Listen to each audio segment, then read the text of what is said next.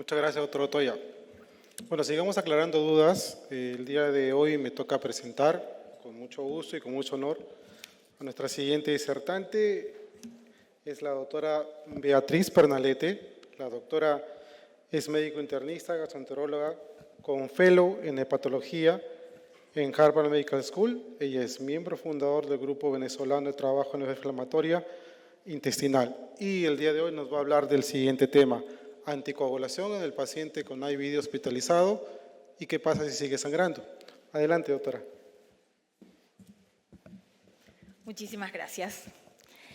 Muy honrada por la invitación de GADECU y por supuesto, de PANCO para pertenecer a este grupo privilegiado de expositores.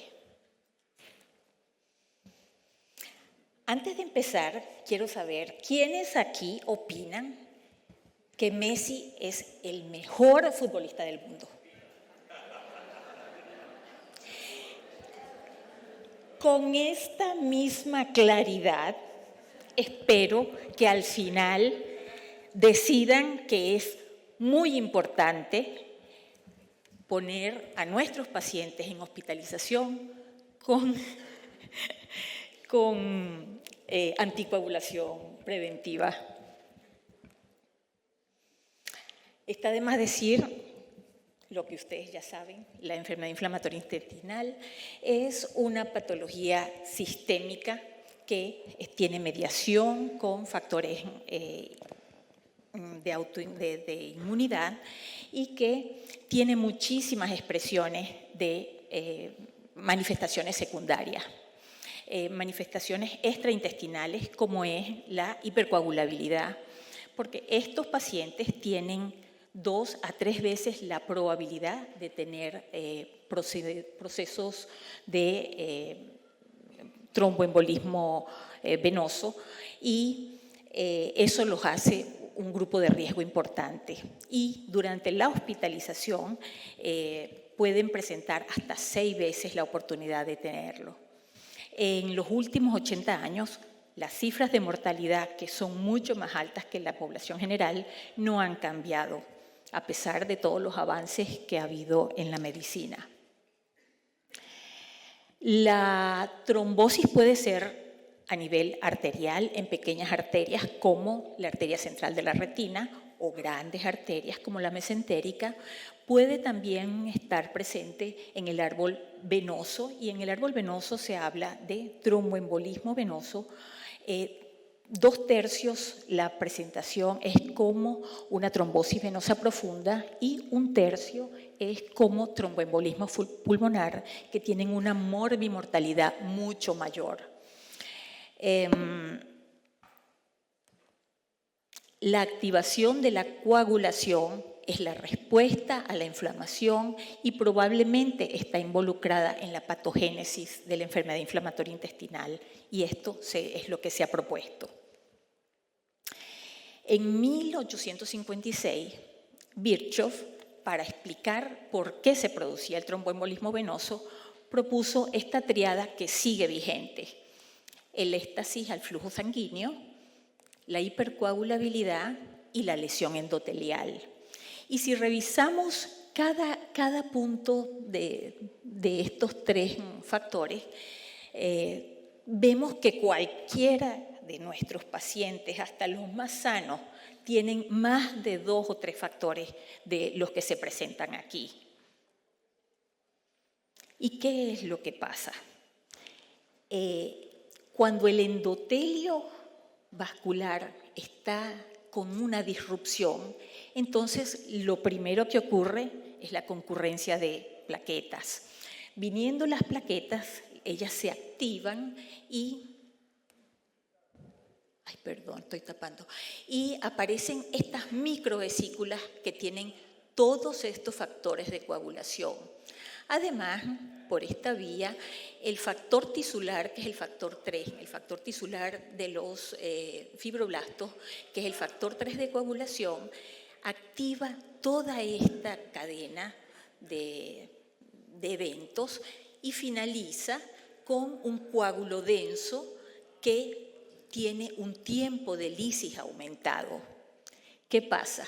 Tenemos, por una parte, hay trombocitosis, hay aumento de los factores de coagulación, hay una prolongación del tiempo de lisis, y si esto lo añadimos a los 3 factores de la tríada de Virchow, entonces, ¿qué tenemos? La tormenta perfecta. La tormenta perfecta para que ocurra un tromboembolismo. ¿Qué dice la literatura? Lo primero que tenemos es este trabajo donde solamente analizaron 45 millones de datos de la data de hospitalización de Estados Unidos en 5 años. ¿Y qué vieron? Vieron que,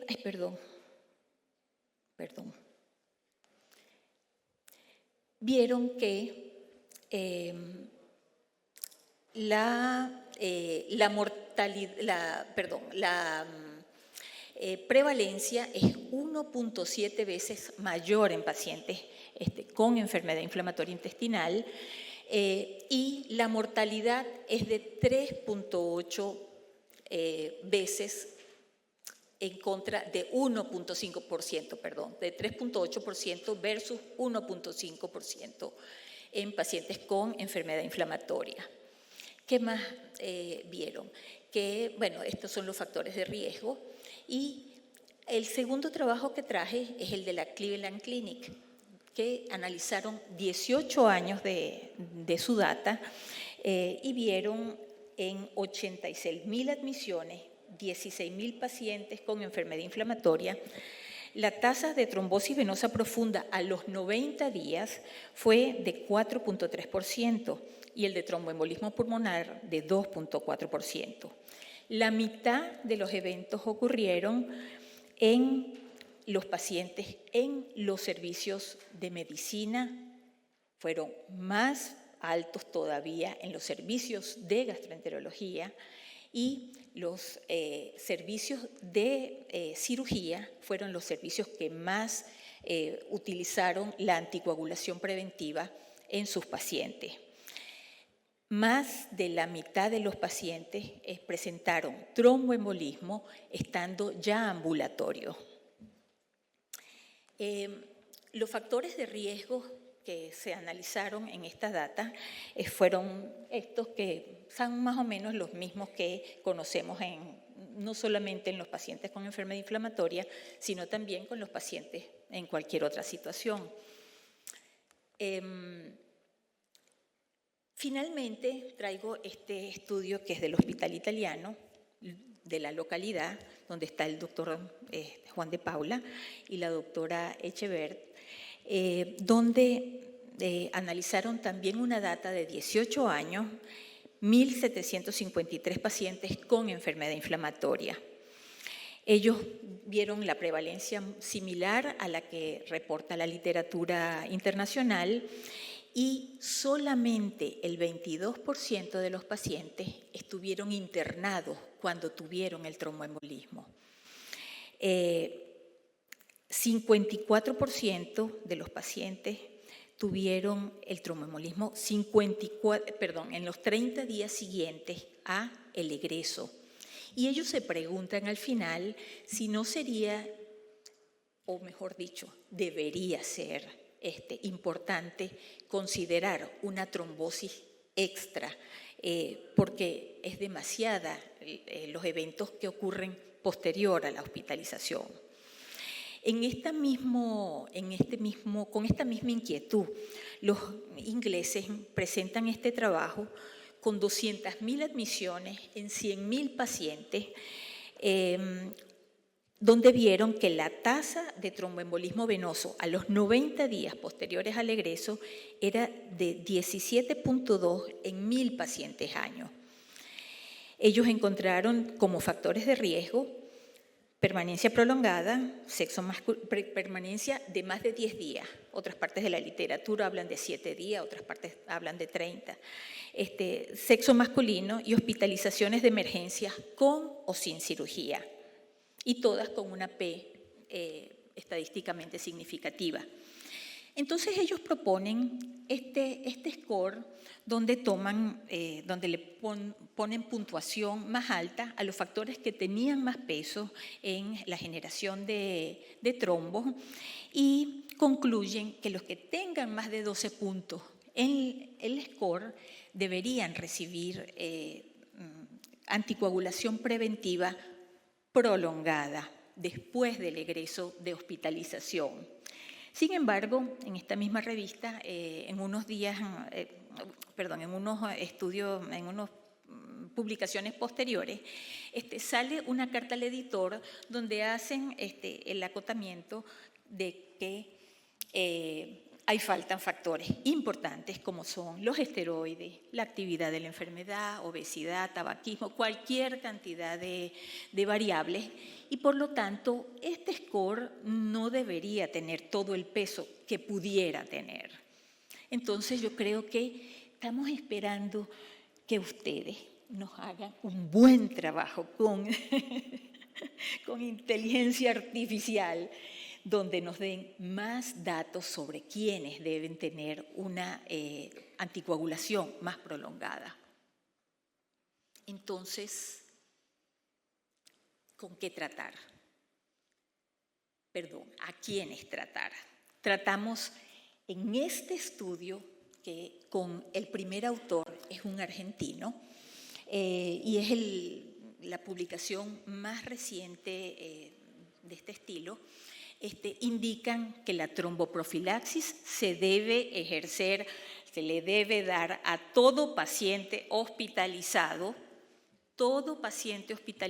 independientemente si es por causa médica o quirúrgica, independientemente si tiene o no tiene actividad intestinal. Ellos recomiendan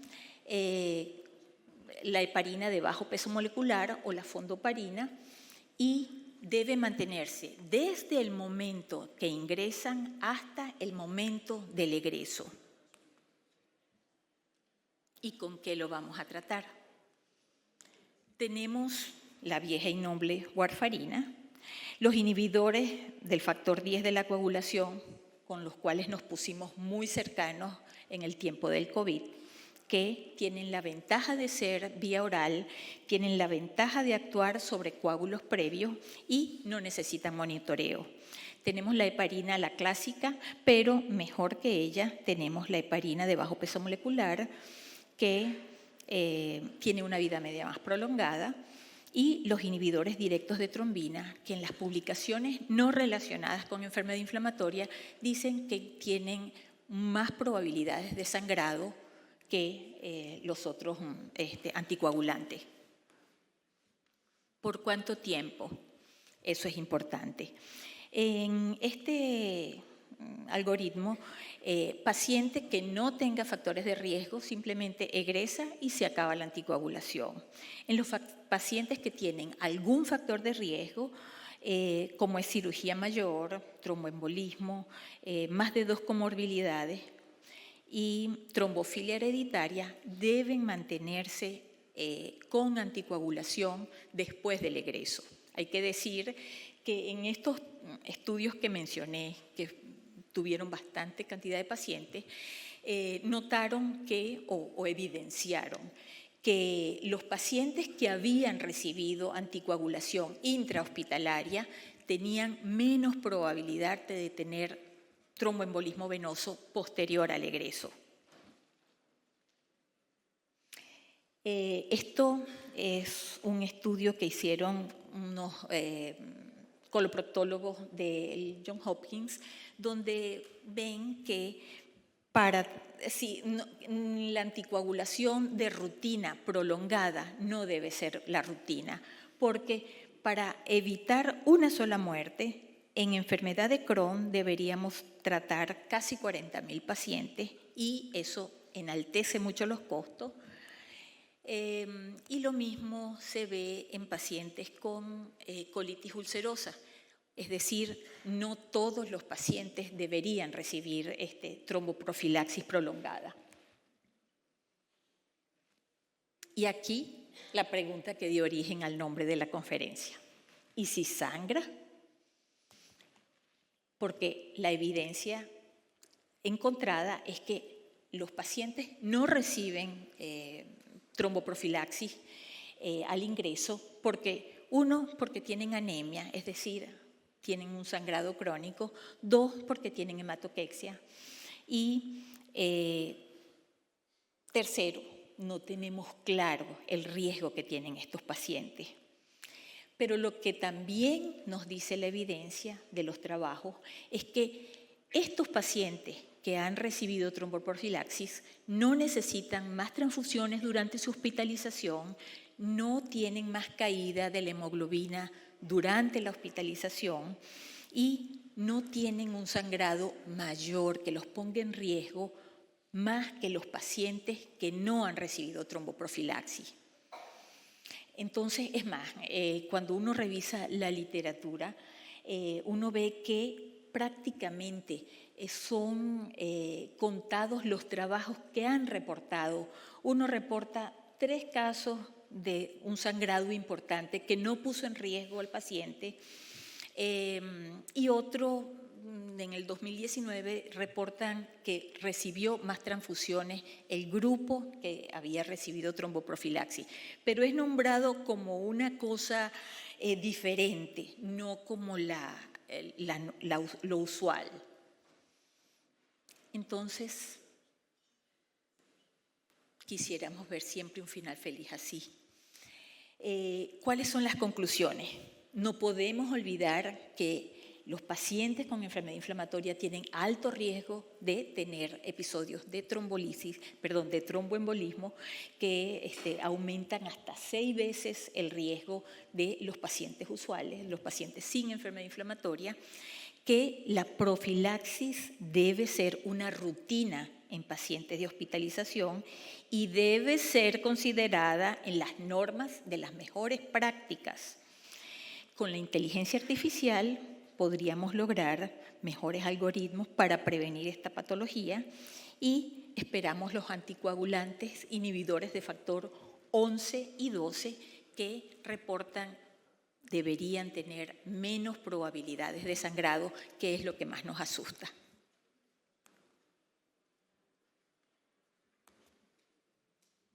Gracias.